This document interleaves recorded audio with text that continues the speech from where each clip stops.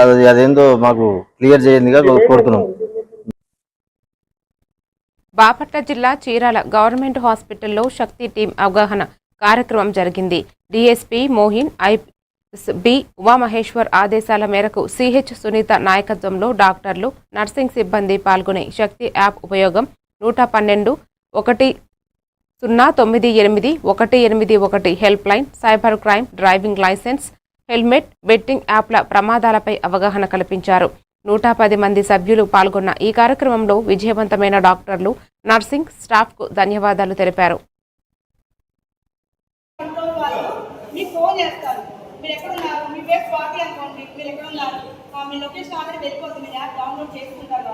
ఇప్పుడు ఇక్కడ ఒక ఇన్సిడెంట్ జరిగింది, ఎవరన్నా మిమ్మల్ని అబ్బాయి ఏదైనా అన్నారు, మీకు ఎమ్మటి తెలియజేయాలి. ఇక్కడ 112 కానీ డైల్ చేసినట్టయితే చీరాల 1 పోలీస్ వాళ్ళు ఇక్కడికి వస్తారు. ఎవరైనా సరే వచ్చి మీకు ఇక్కడ ప్రాబ్లం మన వైపే ఉన్నాయి కాబట్టి మీరు ఎవరు ఇబ్బంది పెట్టినా మీరు దాచుకొని బాగా సఫర్ అయ్యి ఏదేదో సూసైడ్ అటెంప్ట్స్ కూడా చేసుకునే వాళ్ళు చాలా మంది ఉన్నారు, బయటకు చెప్పలేక. అలా కాకుండా ప్రతిదీ మాకు చెప్పొచ్చు పోలీస్ వాళ్ళకి, ఓకేనా?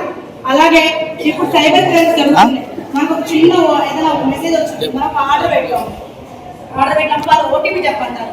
దయచేసి ఎవరు కూడా ఓటీపీ చెప్పద్దు. దయచేసి ఎవరు అలా కాకుండా మనం ఉండాలి, మన ఫ్యామిలీ సేఫ్ గా ఉండాలంటే ప్రతి ఒక్కరు కూడా హెల్మెట్ ధరించాలి.